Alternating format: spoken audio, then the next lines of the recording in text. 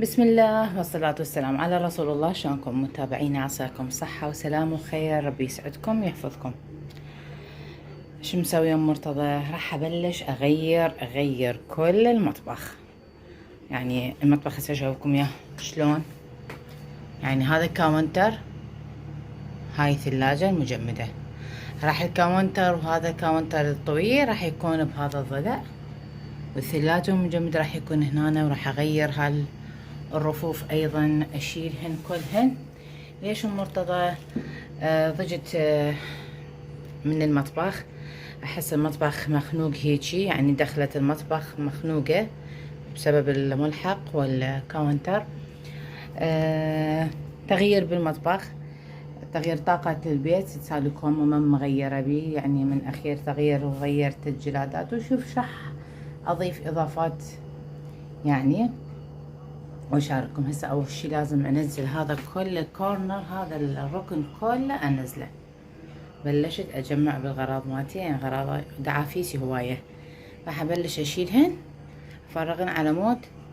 عندي بس المعضلة انه الملحق لان ما اقدر اني افتحه واشده، يظل على ابو مرتضى، بس البقية سهلات انه كلهن سحب والله كريم. ولازم اغيرهن، اغسل الكاونتر جلف يعني صوندة وقاصر وزاهي، على مود هم هي تعزيلة على العي شنو، على الشتاء، على مود افرش ان شاء الله ان شاء الله. يعني نبدي التحضيرات، وما ادري شلون راح اسوي هذا الرف، وين اخليه. احتمال يمكن اخليه هنا، هذا الرف، اي احتمال اكيد، يعني هذا متروك يعني وبعيد. فهاي ليفتي الجميلة اني اسويها لنا للبيت.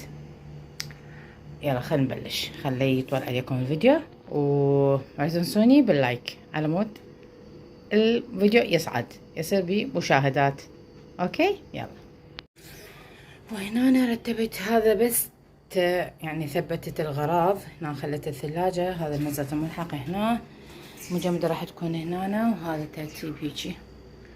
وبعدني دا اشتغل، غسلتهن ذني كلهن جلف، سأنشفهن. شوف الكاونتر الصغير هوسه، شوف الكاونتر الصغير ايش قد شايل لي غراض كومة ما عدا اللي بالصالة، كومة غراض، يعني صدق الكاونتر يلن يعني جديات. هسه عندي راح انشف هذا الكاونترات على مود اخلي الغراض بيهن، على مود تفرغ جو ايدي ناتي يفرغ. شوف الهوسة، شوف يما. هنا انا هم مجبد بمواعين. شوفوا هيك صار الترتيب، يعني مجمدة هنا. هذا الترتيب يمكن 6 مرات 7 مرات محولين اني وابو مرتضى بحيث ظهري خرفورتي.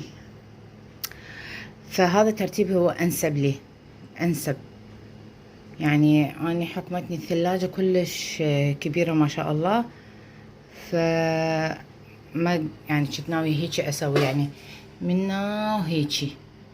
بس هناك ذاك الركن الثلاجة ما قعدت بالوجه الا هيك قعدت، وهذا انسب. وانا ردت احاول، يعني ما ردت ارجع قديم، ردت اغير. بس يو اغير هذا، يو اجيب نفس هذا يعني نفس هذا الجلاد، او اغير الابيض. فما اعرف شو تقولوا لي. اذا لقيت من هذا خير على خير، اذا ما لقيت فلازم يعني ميزانية لاخي اشتري هذا الجلاد يتغير. خل اكمل يلا. ومحتارة ايش راح اسوي غدا الهم. خلي ادعفس براسي والقي لي غدوة. ذروة اني دا اشتغل، كنت جايبة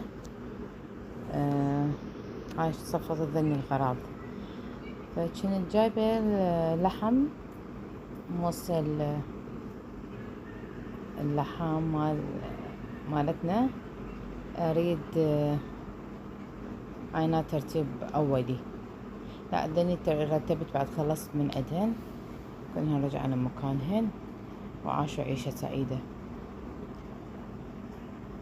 فهنا ارجع بعد ما مكملة شغل باعوني.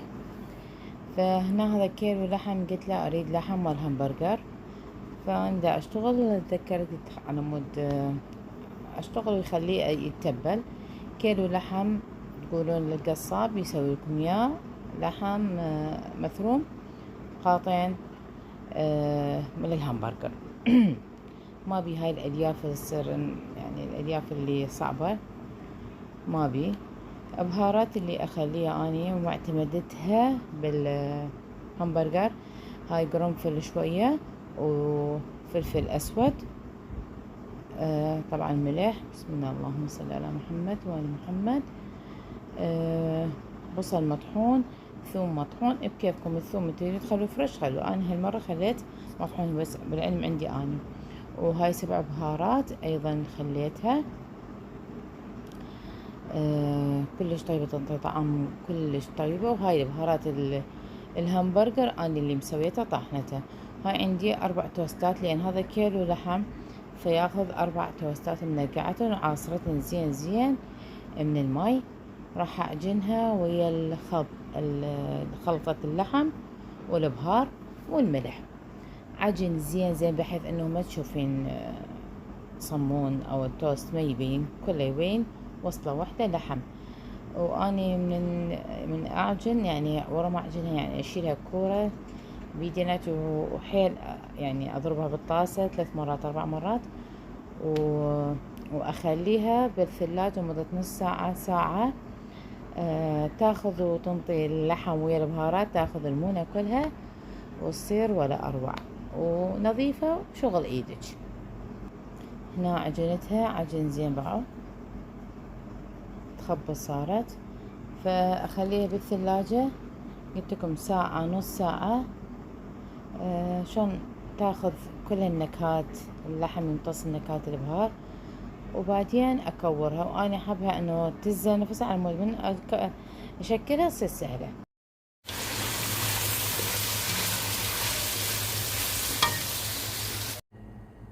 وركبت لهم وسويت 8 جزر ولحم. خير وبركة من رب العالمين، رب يديم علينا هالنعمة ويحفظها من الزوال. ساهمكم مليون عافية. خلصت هنا أنا سلفنت وكورت الهمبرجر. هالمرة سويتها يعني كبار وثخان، خير من الله طلع 17 قطعة أو 16 يمكن ما أتذكر بالضبط، بس شغل ايدك وشغل نظيف. ولحم تعرفين شنو من جايبته وشنو اللي خالته وش توكلين عائلتك. شغلات مفيدة، احنا ما نقطع ارزاق بس اكو شغلات يعني انتي تقدرين تسوي بيها فسويها، ما بيها اي اشكال. وسهمكم العافية ان شاء الله. حبايبي خلصت والتعب يقرأ مليار. طبعا رتبت ترتيب يعني المهم ركدت. شوفوا هنا أنا غيرت مكانات، بعدين شغلاتي بعدين مما أنا دا أشتغل كسرت القفل مال الباب إصابات. هنا خليت أبو مرتضى سوالي النقطة مال الوطني على مود الغلاية والقلاية الهوائية. هنا أنا رتبتهن. هنا صار الكاونتر الملحق صار عالي.